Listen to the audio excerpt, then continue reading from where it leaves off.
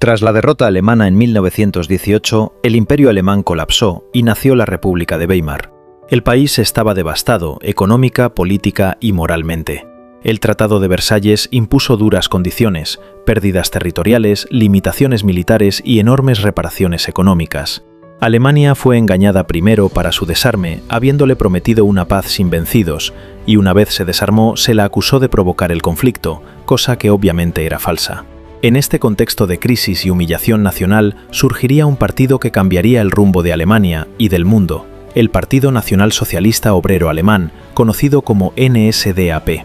Nacía una cosmovisión, otra forma de hacer política, una idea metafísica con mucha base en el romanticismo alemán del siglo XIX. Hoy vamos a explorar cómo nació, cómo intentó tomar el poder por la fuerza en 1923, cómo resurgió tras su fracaso y qué papel jugaron las SA en su ascenso. El partido no comenzó con ese nombre. En 1919 existía un pequeño grupo llamado Partido Obrero Alemán, DAP, fundado en Múnich por Anton Drexler. Un joven excombatiente con rango cabo condecorado llamado Adolf Hitler fue enviado por el ejército alemán para espiar al grupo. Sin embargo, quedó impresionado por su nacionalismo radical y pronto se unió al partido. Hitler demostró ser un orador carismático. Rápidamente se convirtió en la figura central del movimiento. El destino fue caprichoso. En 1920, el partido cambió su nombre a Partido Nacional Socialista Obrero Alemán, NSDAP. Ese mismo año presentaron su programa de 25 puntos, que combinaba nacionalismo, pilar fundamental de la nación, la idea de pertenencia, antisemitismo, Versalles, donde cada enviado a las negociaciones llevaba como asesor a un judío, sin contar el papel que jugaron los medios de comunicación controlados por judíos en hundir la moral alemana. Habría que añadir que durante la República de Weimar, la decadencia de la sociedad alemana jamás había alcanzado esos niveles, desde clínicas de transexualismo, prostitución, abuso de menores. El teatro, el cine, la prensa, todos los que promovían esas conductas eran judíos. Querían erradicar ese problema para poder dar lugar a una sociedad sana. Rechazo al Tratado de Versalles.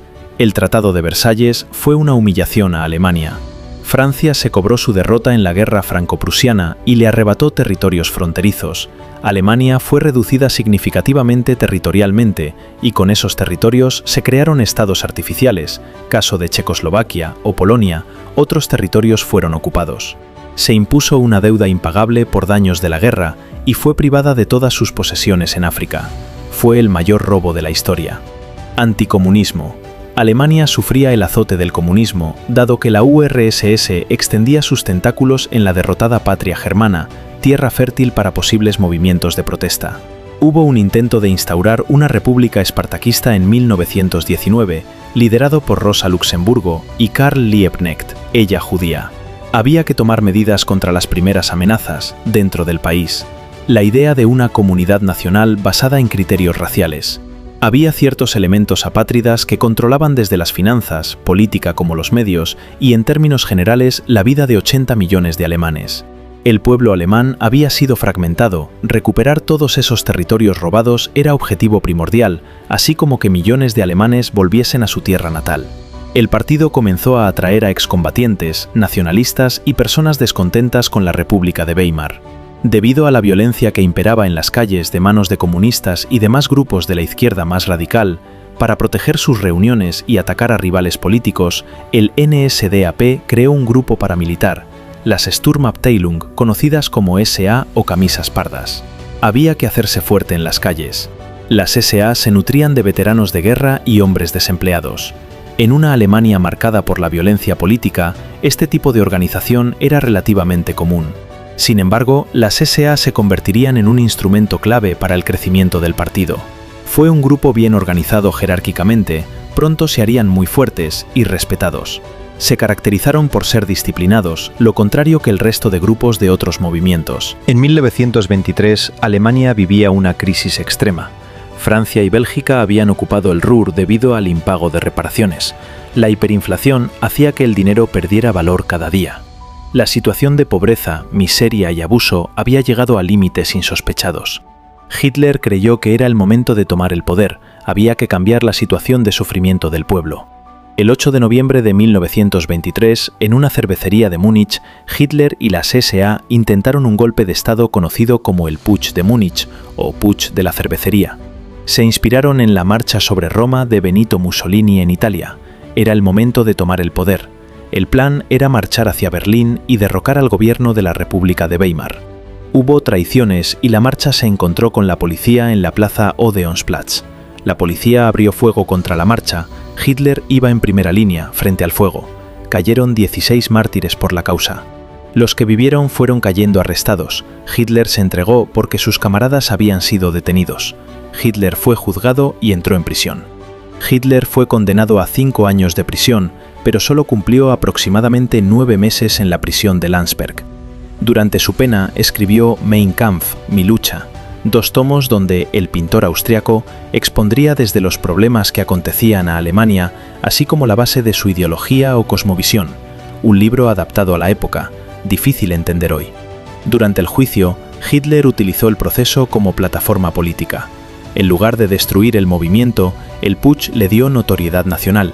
Era un gran orador, fue aclamado como un patriota, recibiendo tanto visitas como cartas durante su presidio. Tras salir de prisión, Hitler cambió de estrategia. En lugar de intentar tomar el poder por la fuerza, decidió que el partido debía llegar al gobierno por medios legales. Había que jugar con las reglas de la democracia. Y así hizo. Reorganizó el NSDAP, creó una estructura jerárquica nacional, fortaleció la propaganda, amplió las SA, fundó las SS como guardia personal. Aunque durante los años de estabilidad económica, 1924 a 1929, el partido tuvo poco éxito electoral, nunca dejó de crecer en organización y disciplina. La Gran Depresión cambió todo.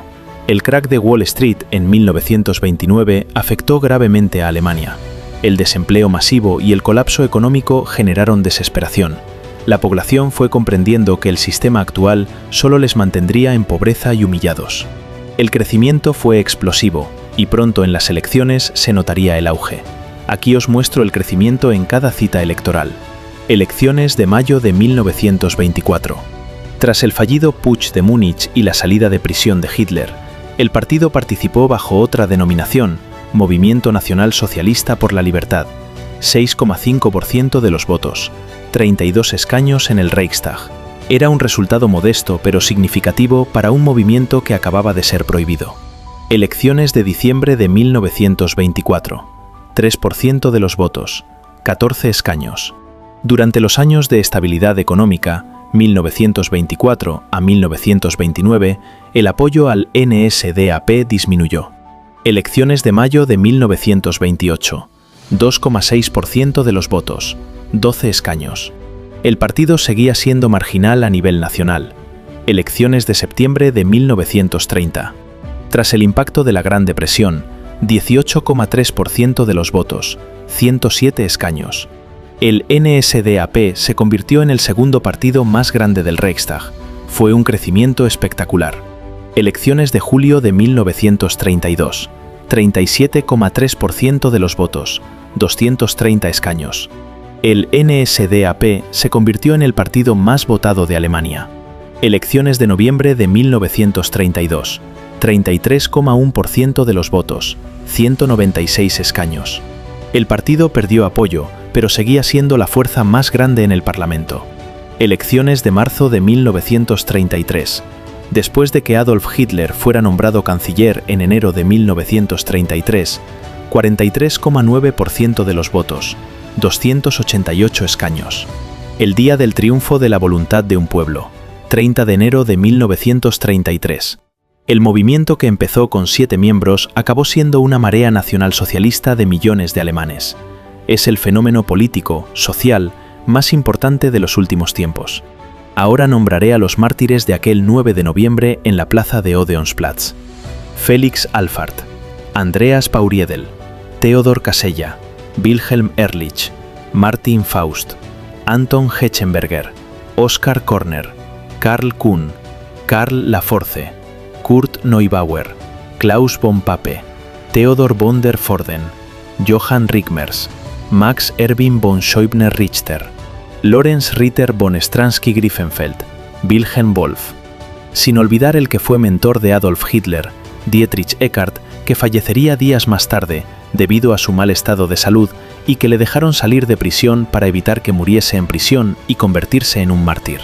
Lo único que pido es que se deje estudiar todo con detalle, desde los primeros años del Cabo, pasando por su militancia política, la etapa de Führer, así como todo lo que sucedió hasta la década de los años 50. Hay una fuerte oposición en que sepamos la verdad. ¿Por qué? ¿Qué se oculta? ¿Por qué se castiga con cárcel negar o querer saber? ¿Desde cuándo la verdad necesita ser defendida con la fuerza de la ley de forma objetiva? La verdad nos hará libres. ¿Qué fue la Alemania nacionalsocialista? ¿Nos han contado la verdad? Seguiremos mostrando al mundo, seguiremos informándonos y formándonos. Aquí os dejo un pequeño fragmento de un discurso del protagonista del último vídeo.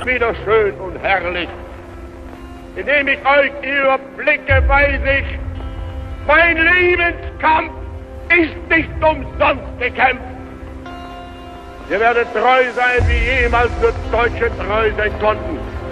Immer wieder wird eine neue Jugend antreten in diese Stadt hier. Ich sehe das von mir in Jahrhunderten immer wieder antreten und wird immer schöner sein, immer kraftvoller sein und wird immer gesünder sein. Und wird immer mehr Hoffnung bieten den lebenden Geschlechtern auf die Zukunft. Ich bin nicht der Klagende, ich bin nur der Warner. Ich bin nicht der Fürchtende, sondern ich bin nur der Vorbereitende. Ich zittere nicht vor der Stunde irgendeiner Entscheidung, aber ich will sie sehen und ich will stark sein. Ich will die Füße fest in unsere Erde stemmen, um dem Ansturm nicht zu erliegen. Und ihr werdet neben mir stehen, wenn diese Stunde jemals kommen sollte. Ihr werdet vor mir, neben uns, seiten und hinter mir stehen. Und wir werden in unserem Zeichen wieder siegen.